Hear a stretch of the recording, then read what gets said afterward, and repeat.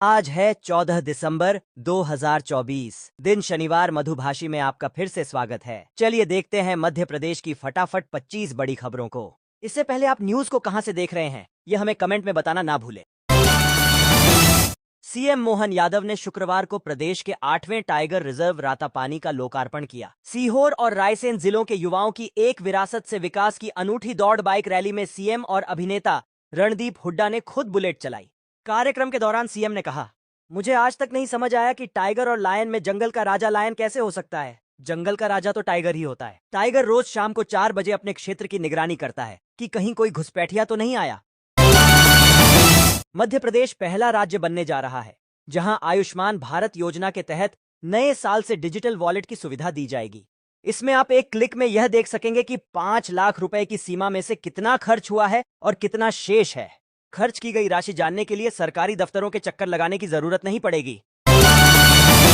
राज्य सरकार गांवों के विकास के लिए नए सिरे से योजना बनाएगी। इसके लिए मोहन सरकार ने पटवारियों से कहा है कि वे गांवों की बंजर भूमि के साथ साथ ऐसी शासकीय जमीन की जानकारी भी रखें जहां विकास कार्य कराए जा सकते हैं। मुख्यमंत्री ने कहा कि पटवारी पंचायतों में बेरोजगार पुरुषों और महिलाओं की पूरी रिपोर्ट रखेंगे और सरकार को जानकारी भेजेंगे।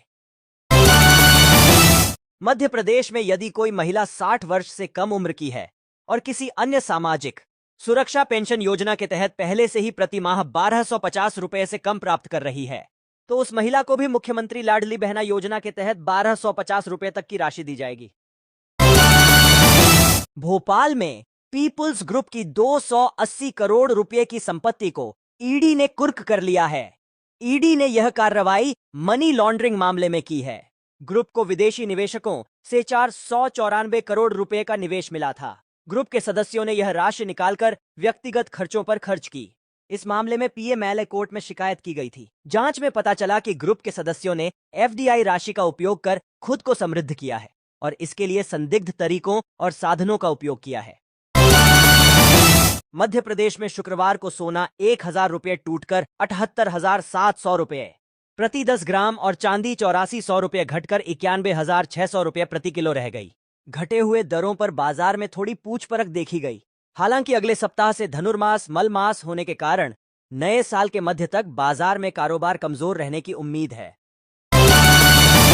पश्चिमी विक्षोभ के प्रभाव कम होते ही उत्तर भारत से बर्फीली हवाओं का असर मध्य प्रदेश में बढ़ गया है।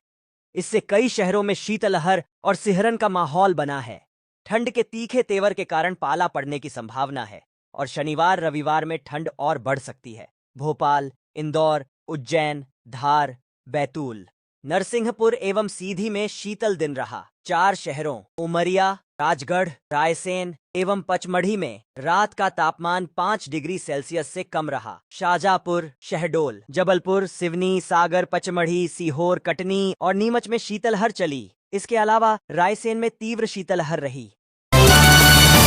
मध्य प्रदेश के चर्चित नर्सिंग कॉलेज फर्जीवाड़े मामले में हाईकोर्ट ने नर्सिंग काउंसिल के चेयरमैन डॉक्टर जितेंद्र शुक्ला और रजिस्ट्रार अनीता चांद को तत्काल हटाने के आदेश दिए हैं। कोर्ट ने कहा कि जब मामला हाईकोर्ट की मॉनिटरिंग और सीबीआई जांच के अधीन है, ऐसी परिस्थितियों में गड़बड़ी में लिप्त अधिकारियों को जिम्मेदारी कैसे सौंपी जा सकती है। ये प्रमुख पदों पर बैठकर साक्ष्यों को प्रभावित कर सकते हैं। अब मध्य प्रदेश के संरक्षित स्मारकों और संग्रहालयों में शूटिंग की अनुमति ऑनलाइन मिल सकेगी। Pre wedding shoot, photography, videography और ड्रोन शूट के लिए आवेदन अब विभागीय वेबसाइट पर किए जा सकते हैं। इसके साथ ही टिकट भी व्हाट्सएप चैटबॉट से बुक किए जा सकते हैं। किसानों को धान बेचने के लिए पंजीकरण कराना पड़ता है, जिसमें उन्हें जमीन की जानकारी देनी होती है। सिंगरौली जिले में इसका लाभ किसानों को नहीं बल्कि बिचौलियों को मिल रहा है। व्यापारी फर्जी पंजीकरण कर बाजार से कम दाम में धान खरीदकर एमएसपी पर बेच रहे हैं, जिससे उन्हें बड़ा लाभ हो रहा है। किसान धान खरीदी केंद्र तक नहीं पहुंच पा रहे और अपनी फसल औने पौने बेच रहे हैं। इस प्रकार किसानों को लाभ देने की योजना सफल नहीं हो रही है। शुक्रवार को ईडी की टीम ने इंदौर और उज्जैन में क्रिकेट सटोरियों के ठिकानों पर छापे मारे। यह कार्रवाई मनी लॉन्ड्रिंग की जानकारी पर की गई। सट्टे के लेन देन के लिए वेबसाइट और हवाला का इस्तेमाल हो रहा था। ईडी ने 8 करोड़ रुपए फ्रीज किए और कई डिजिटल उपकरण जब्त किए। मध्य प्रदेश के अलीराजपुर जिले में लोकायुक्त पुलिस ने एक जन शिक्षिका को अतिथि शिक्षक से 5,000 रुपए की रिश्वत लेते हुए रंगे हाथों पकड़ा है। आरोप है कि जन शिक्षिका ने अतिथि शिक्षक से 10,000 रुपए की सालाना रिश्वत मांगी थी और पैसे न देने पर नौकरी से निकालने की धमकी दी थी। भोपाल में शुक्रवार को राष्ट्रीय महिला आयोग की अध्यक्ष विजया किशोर रहाटकर ने जनसुनवाई की। उन्होंने यहां लोगों की समस्याएं सुनी और अधिकारियों को कार्रवाई के आदेश दिए। अगर 1 किलो कचरे को जलाने का खर्च 3740 रुपए है तो यह चौंकाने वाला है। यह कचरा यूनियन कार्बाइड का है, जिसने भोपाल गैस त्रासदी में हजारों जिंदगियों को प्रभावित किया। 40 साल बाद भोपाल वालों को उम्मीद है कि यह कचरा निपट जाएगा। केंद्र सरकार ने मध्य प्रदेश को इस कचरे को जलाने के लिए 126 करोड़ रुपए दिए हैं और इसे भोपाल से पीथमपुर कॉरिडोर के जरिए ले जाया जाएगा। जबलपुर हाईकोर्ट ने कचरा हटाने के आदेश दिए हैं।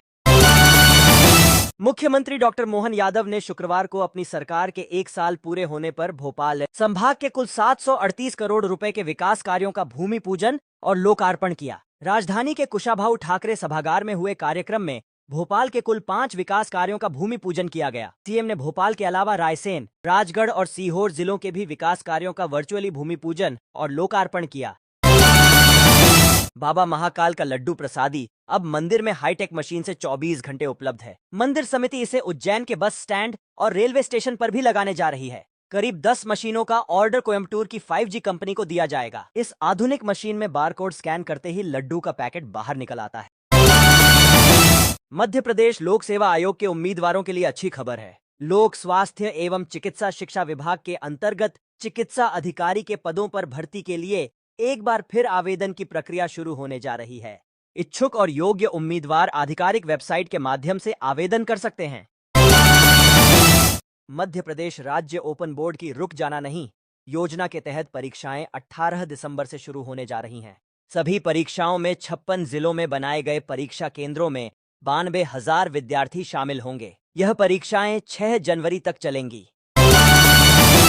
मुख्यमंत्री डॉक्टर मोहन यादव 14 दिसंबर को शहडोल जिले के प्रवास पर रहेंगे। सीएम ब्योहारी के सरसी आइलैंड रिजॉर्ट के लोकार्पण और जन कल्याण पर्व आयोजित कार्यक्रम के दौरान लगभग 31 करोड़ रुपए की लागत से 22 विभिन्न विकास कार्यों का लोकार्पण करेंगे। भोपाल की कटारा हिल्स पुलिस ने एक सूदखोर को गिरफ्तार किया है। आरोपी ने एक युवक से 9,23,000 रुपए के बदले 12,23,000 रुपए वसूल किए थे। यह रकम सूद पर दी गई थी। असल रकम और 3 लाख रुपए अतिरिक्त ब्याज लेने के बाद भी आरोपी ने 13 लाख रुपए और मांग लिए। जब पीड़ित ने रकम देने से इनकार किया तो आरोपी ने उसे धमकाया और जबरन ब्लैंक चेक और उसकी पत्नी के सोने के गहने हड़प लिए। मंडी में अनाज और सब्जियों के दाम में उतार चढ़ाव देखने को मिल रहा है। गेहूं के दाम जहां पिछले दिन 100 रुपए की तेजी नजर आई थी, आज एक बार फिर इसमें 200 रुपए की तेजी नजर आई है। वहीं सोयाबीन में भी 200 रुपए की तेजी देखने को मिली है और इसके भाव 38 रुपए पर पहुंच गए हैं। डॉलर चने के भाव पिछले दिन 100 रुपए की तेजी आई थी, लेकिन आज इसमें 100 रुपए की मंदी आई है। देसी चने के रेट में पिछले दिन 11 रुपए की तेजी हुई थी, जबकि आज इसमें 1,000 रुपए की मंदी देखने को मिली। पंजाब नेशनल बैंक ने विभिन्न पदों पर भर्ती निकाली है। आवेदन की प्रक्रिया जारी है। इच्छुक और योग्य उम्मीदवार बैंक की आधिकारिक वेबसाइट के माध्यम से आवेदन कर सकते हैं। आवेदन करने की आखिरी तारीख 16 दिसंबर है। मध्य प्रदेश के पूर्व मुख्यमंत्री दिग्विजय सिंह ने 4 महीने पहले जैविक कपास घोटाले का मुद्दा उठाया था और पीएम मोदी को पत्र लिखकर जांच की मांग की थी।